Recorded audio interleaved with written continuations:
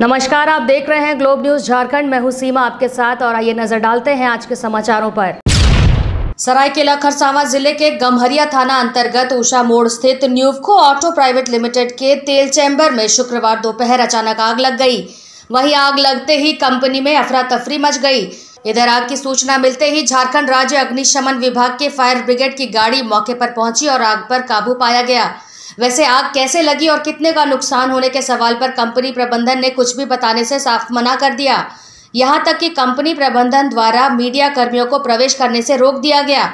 बताया जाता है कि सुरक्षा कारणों में चूक के कारण ये आग लगी है। फिलहाल आग पर काबू पा लिया गया है। वैसे एक बड़ा हादसा होते होते टल गया। बताया जाता है कि आग कंपनी के ऑयल चैम्बर के अधिक हीट होने के कारण आग लगी। हम लोग आग बुझाने के तेल का टैंकर में टंकी था, उसमें आग लगा हुआ था। तो उसकी सूचना हमें मिली थी, तो आए हम लोग आग को पूर्ण रूप से बुझा के अपना काम करके जाए। वो तो बता रहे ओवर ही टेम्परेचर ज़्यादा हो जाने के कारण तेल की टंकी में आग लगी। वो हो गया, आग नहीं लगा, थोड़ा सा था वो बुझ गया, कुछ नहीं हुआ था, थोड़ा सा था हो गया। फैक्ट्री और थोड़ा सा होता है जी, तो घर में भी लगता है, वैसा थोड़ी है। ठगी के शिकार नारायण दास ने बताया कि वे 22 जुलाई को बिष्टुपुर स्थित HDFC बैंक में 1 लाख रुपए पर्सनल लोन के लिए किसी सूरज नामक युवक को अपना दस्तावेज दिए थे, जिसके बाद सूरज कुमार द्वारा नारायण दास को अक्सर फोन करके प्रोसेसिंग फीस के नाम पर पैसे की मांग की जाती थी। वहीं नारायण दास अब तक सूरज को 8,100 रुपए भी दे चुके थे। वहीं बुधवार को सूरज कुमार ने नारायण दास को फोन करके लोन पास हो जाने की बात कहकर बिष्टुपुर बुलाया, जिसके बाद नारायण दास HDFC बैंक पहुंचा तो उसे पता चला कि सूरज कुमार ने नारायण दास के नाम पर बैंक से 2.5 लाख रुपए लोन के लिए अप्लाई किया है। जब इस धोखाधड़ी की सूचना नारायण दास को हुई तब उन्होंने तत्काल लोन रद्द करवाया और बिष्टुपुर थाने में युवक के खिलाफ लिखित शिकायत की। तो मैनेजर लोग से सर बोल बाल करके नेट बैंकिंग बंद करवाए हैं और ATM कार्ड ब्लॉक करवाए हैं, जिसके लिए सर फिर कल 6:30 बजे फोन आया था हमको कि एक OTP जाएगा, वो मैसेज कीजिएगा, आपका तुरंत 10 मिनट में लोन पास हो जाएगा। ठीक है, एक मैडम का फोन आया था। उसके बाद फिर क्या हुआ, ये बोले कि नाराज जी आपको घबराने की बात नहीं है, एक काम कीजिए, आप पासबुक को व्हाट्सएप भेजिए, भेज दिए। हमको बुला रहा है बिष्टुपुर HDFC बैंक के पास। हम लोग आए तीनों आदमी। फिर उसके बाद में बुला रहा है कि आप आ जाइए हीरो होंडा शोरूम के पीछे। हम बोले भाई हीरो होंडा शोरूम के पीछे नहीं जाएंगे। फिर बुला रहा है कि आदित्यपुर आ जाइए रिलायंस प्रेस के नीचे में। हम बोले हम कहीं नहीं जाएंगे, HDFC बैंक के पास हम खड़ा हैं। वो 2 आदमी उधर से आया, सोचा कि पहचानेगा नहीं, हम हेलमेट लगा करके उसको देख रहे थे, उधर इधर कर रहा है, हम लोग को पहचाना नहीं। उसके बाद में सर हम उसको देखे, उसको हम पकड़े, 2-4 झाप मारे। उसके बाद जैसे कि हम पुलिस का हवाले करें। कोरोना के संक्रमण से लड़ाई के बीच जमशेदपुर के साक्षी स्थित कोल्हान के सबसे बड़े सरकारी अस्पताल में आज कोरोना जांच के लिए TrueNet मशीन इंस्टॉल हो गया। आपको बता दें, इस मशीन के लगने से अब वैसे मरीज जिनका तत्काल इलाज शुरू करना है उन्हें सहूलियत होगी। साथ ही गर्भवती महिलाओं का रिपोर्ट भी जल्द आएगा, जिससे ऑपरेशन में संक्रमित की रिपोर्ट जल्द मिलेगी। अस्पताल में मरीजों का इलाज जल्द शुरू किया जा सकेगा। जानकारी देते हुए अस्पताल के उपाध्यक्ष डॉक्टर नकुल प्रसाद चौधरी ने बताया कि फिलहाल 4 स्लॉट का TrueNet मशीन अस्पताल को मिला है। टेक्नीशियन का अभाव है, फिर भी अधिक से अधिक इमरजेंसी मरीजों की जाँच करते हुए इलाज शुरू की जाएगी। वैसे इस मशीन के लगने से इमरजेंसी मरीजों को बड़ी राहत मिलेगी। साथ ही मर्चरी में पड़े शव का जल्दी जांच कर परिजन को सौंपने में भी सहूलियत होगी। असल में इसका असल उद्देश्य ये होता है कि जो काम जल्द निपटाना है और जिसमें जल्द जांच की ज़रूरत है और जल्द रिजल्ट चाहिए, उसी के लिए TrueNet से जांच करवाया जाता है। तो जैसे मेरे यहाँ गायनी में ऑपरेशन होता है, सर्जरी में होता है, हड्डी रोग विभाग में होता है, तो ये सारे जो ऑपरेशन होते हैं बहुत बार इमरजेंसी ऑपरेशन होते हैं, जिसमें तुरंत का तुरंत जानने की ज़रूरत होती है। बहुत बार इमरजेंसी में पेशेंट रहते हैं, उनके बारे में जानने की ज़रूरत होती है। तो इन सारी स्थितियों के लिए ही TrueNet मशीन लगाया गया है।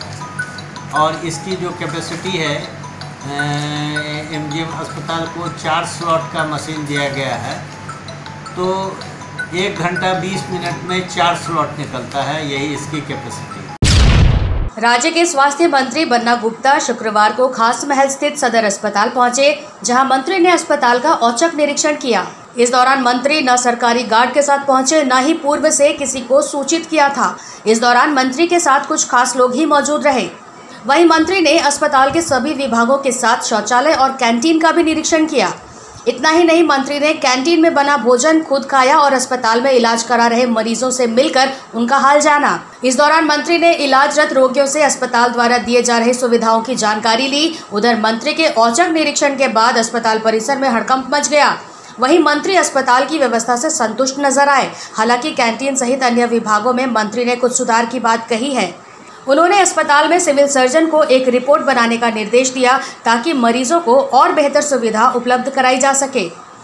एक सवाल के जवाब में स्वास्थ्य मंत्री ने बताया कि जिले में लगातार बढ़ रहे कोरोना संक्रमितों के खतरे को देखते हुए राज्य भर के स्वास्थ्य केंद्रों को 162 ट्रूनेट मशीन उपलब्ध कराई गई है। जल्दी और मशीनें मुहैया कराए जाने की बात उन्होंने कही।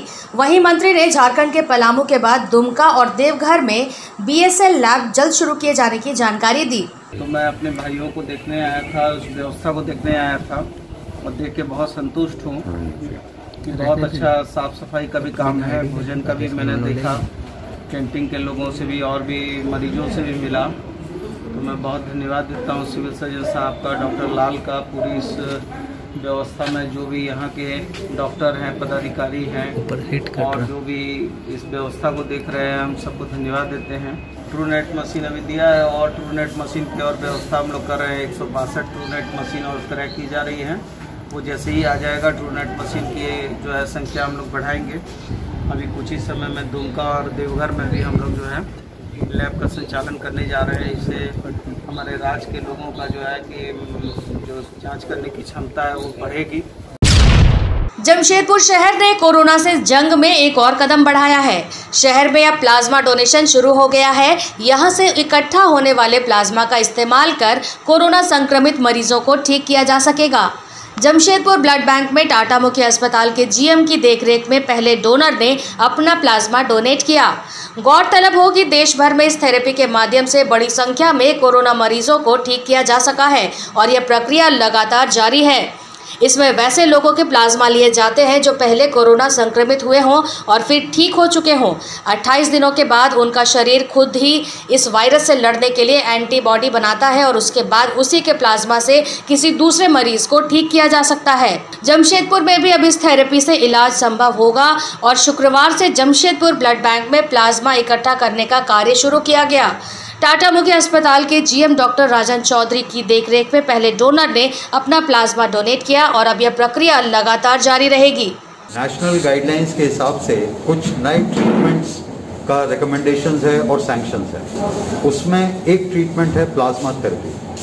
संक्षिप्त में बता देते हैं, प्लाज्मा थेरेपी ये उन मरीजों से प्लाज्मा लिया जाता है जो पहले कोविड पॉजिटिव थे, सक्सेसफुली ट्रीट हो गए, 28 दिन का सफ़र क्लियर किया, फिर उनके ब्लड में वायरस के अगेंस्ट एंटीबॉडीज रहती हैं, वो हम टेस्ट करते हैं और एडिक्वेट एंटीबॉडी होने से उनसे प्लाज्मा डोनेशन इस एफेरेसिस मशीन से ये प्लाज्मा हम रखेंगे। ये ब्लड ग्रुप क्रॉस मैचिंग होता है और फिर जो मरीज मॉडरेट टू सीवियर में आ रहे हैं उनको ये प्लाज्मा दिया जाता है। मेरे को 3 तारीख को एडमिट हुआ, 15 तारीख को डिस्चार्ज किया ये प्लाज्मा डोनेट करने के लिए। कोयलांचल धनबाद में कोरोना विस्फोटक हो चुका है। मरीजों की संख्या 600 के आंकड़े को पार कर चुकी है। डॉक्टरों की कमी की समस्या को देखते हुए बीते दिनों धनबाद उपायुक्त उमाशंकर सिंह ने IMA से डॉक्टरों की सूची उपलब्ध करवाने को कहा था। सूची उपलब्ध होने के बाद आज जिले के विभिन्न डॉक्टरों को सिविल सर्जन कार्यालय में कोविड-19 संबंधित ट्रेनिंग दी गई। अब यह डॉक्टर ट्रेनिंग के बाद कोविड-19 अस्पताल में ड्यूटी के लिए तैयार हैं। इन्हें कभी भी ड्यूटी के लिए भेजा जा सकता है। वहीं IMA सचिव सुशील कुमार सिंह ने जिला प्रशासन से सरकारी डॉक्टरों को दी जाने वाली सभी सुविधाओं की मांग प्राइवेट डॉक्टर के लिए भी की है। उनका कहना है कि जितना खतरा सरकारी डॉक्टरों को है उतना ही खतरा प्राइवेट डॉक्टरों को भी है। ऐसे में वह सारी सुविधाएं जो सरकारी डॉक्टरों को दी जा रही है उन्हें भी मिलनी चाहिए। इनमें 50 लाख का बीमा एवं कई अन्य मांग मुख्यतः शामिल है। साथ ही साथ IMA ने कहा कि कोविड-19 में ड्यूटी संबंधित जानकारी और डॉक्टरों का नाम अखबार में आने के बाद मोहल्ले में पड़ोसियों के द्वारा हीन दृष्टि से देखा जा रहा है। जिला प्रशासन को नाम उजागर नहीं करना चाहिए। IMA ने धनबाद सिविल सर्जन से मांग की है कि भविष्य में IMA से संबंधित डॉक्टरों का या कहीं किन्हीं भी डॉक्टर का नाम अगर अखबार में ना दिया जाए तो बेहतर होगा। समस्या है जो हम लोगों का या सभी निजी चिकित्सकों का यही कहना है कि जो गाइडलाइंस के तहत उनको सुविधा प्रदान की जाए। हमारी भी लगातार प्रशासन से बात हो रही है और प्रशासन भी हमको ये इस बात का आश्वासन दे रहा है कि इनको सुविधा दी जाएगी। इसलिए समाज के हर एक व्यक्ति को समझना चाहिए, बल्कि लगभग सभी चिकित्सक मेरे से ये शिकायत कर रहे हैं कि चूँकि इनका नाम बिल्कुल आम कर दिया गया, तो इसके वजह से कई लोगों को इस तरह का चीज़ देखने को मिल रहा है। सामाजिक सेवा संघ ने गायत्री इंडस्ट्रियल सिक्योरिटी एजेंसी के खिलाफ मोर्चा खोल दिया। वहीं एजेंसी के संचालक संजय सिंह के द्वारा सिक्योरिटी एजेंसी में काम करने वाले मजदूरों का पीएफ और ईएसआई नहीं जमा करने के विरोध में डीएलसी को लिखित आवेदन देने के बाद क्षेत्रीय निर्देशक कर्मचारी राज्य बीमा निगम रांची के नाम ईएसआई प्रबंधक आदित्यपुर के माध्यम से एक ज्ञापन सौंपा। जमशेदपुर के राहरगोड़ा निवासी सिक्योरिटी गार्ड राजन श्रीवास्तव पिछले दिन ड्यूटी से घर लौटने के दौरान सड़क दुर्घटना में बुरी तरह घायल हो गए थे। वहीं इलाज के दौरान डॉक्टर द्वारा कमर की हड्डी टूटने पर इलाज के लिए 80,000 रुपए की मांग की। बताया जाता है कि गायत्री इंडस्ट्रियल सिक्योरिटी एजेंसी के संचालक संजय सिंह के द्वारा कर्मचारी का पीएफ ईएसआई जमा नहीं करने के कारण ईएसआई अस्पताल से भी कोई सुविधा नहीं मिल पाया। वहीं सामाजिक सेवा संघ के अध्यक्ष राजेश कुमार सामंत ने अविलंब सिक्योरिटी एजेंसी से मुआवजे की मांग की। साथ ही उन्होंने कहा, गरीब मजदूर को अगर मुआवजा नहीं मिलता, ऐसी परिस्थिति में एजेंसी का लाइसेंस को रद्द किया जाए। वहीं सामाजिक संस्था सेवा संघ ने इसके लिखित आवेदन ईएसआई प्रबंधक आदित्यपुर के माध्यम से क्षेत्रीय निर्देशक कर्मचारी राज्य बीमा निगम रांची के नाम ज्ञापन सौंपा। आपको बता दें, पूर्व में भी संस्था द्वारा डीएलसी के नाम ज्ञापन सौंपा गया, लेकिन अभी तक कोई कार्रवाई नहीं हुई। इस दौरान राजेश सामंत के साथ केडी सोलंकी, सोपोन करुआ, राजा कालिंदी, विवेक गुप्ता, मोहन भगत, विश्वजीत भगत, बिरजू पात्रो, सुधाकर लोहरा, प्रदीप महतो, गौर मित्रा, सोनू श्रीवास्तव मौजूद रहे। बगैर पीएफ ईएसआई के वो सिक्योरिटी गार्ड को ड्यूटी कराते हैं। पिछले दिनों सिक्योरिटी गार्ड का एक्सीडेंट हुआ था और उसका बगैर ईएसआई के कारण इलाज नहीं हो पा रहा है। इसके लिए हम लोग इसके ऊपर कार्रवाई के लिए ईएसआई ऑफिस में कंप्लेंट देने आए हैं। कोयलांचल में भारी बारिश से लोगों के घर में जल जमाव हो रहा है, तो वहीं झरिया में झवाड़ा के हड़ताल की वजह से कई घरों में पानी की किल्लत हो रही है। एक ही शहर में पानी को लेकर दो दृश्य सामने आ रहे हैं। एक में लोग भारी बारिश से और जल जमाव से परेशान हैं, वहीं दूसरी ओर झरिया के कई इलाकों में लोग पीने के पानी की कमी से बेहाल हैं। अब बात करते हैं धनबाद जिले में झरिया के सिंह नगर और अन्य इलाकों की, जहां पीने के पानी के लिए एकमात्र सहारा झमाड़ा की सप्लाई है। ऐसे में कल से कर्मचारियों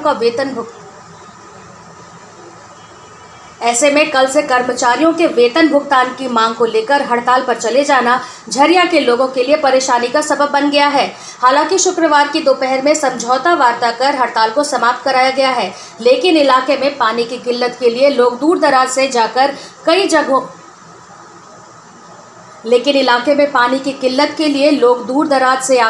जगहों पर पानी की बूंदों को बटोरने में जुटे दिखे गए। लेकिन इलाके में पानी की किल्लत के लिए लोग दूर दराज से आकर कई जगहों पर पानी की बूंदों को बटोरने में जुटे देखे गए। ऐसे में जिला प्रशासन और जनप्रतिनिधियों के दावे तो बहुत हैं, लेकिन वर्तमान में भी झरिया जैसे प्रमुख शहर में पानी की किल्लत से लोग कराह रहे हैं। और ये कोरोना की महामारी में जो पानी और बिजली की समस्या है, इस पे विशेष ध्यान देना चाहिए। और इस विषय में ध्यान इसलिए देना चाहिए क्योंकि घर से लोग निकल नहीं रहे हैं, और इसलिए निकलेंगे क्योंकि पानी की जरूरत होती है, इसलिए लोग निकलेंगे। और सोशल डिस्टेंसिंग का यहाँ कहाँ से पालन कर पाएंगे जब किसी के घर में पानी नहीं रहेगी। सरकार बोलता है कि हाथ धोकर पानी लाइए तो धोइए, तो हम लोग कहाँ से धोवेंगे? बिना पानी के धोवेंगे। यही तो पानी सप्लाई होता है, 2 दिन में पानी बंद है।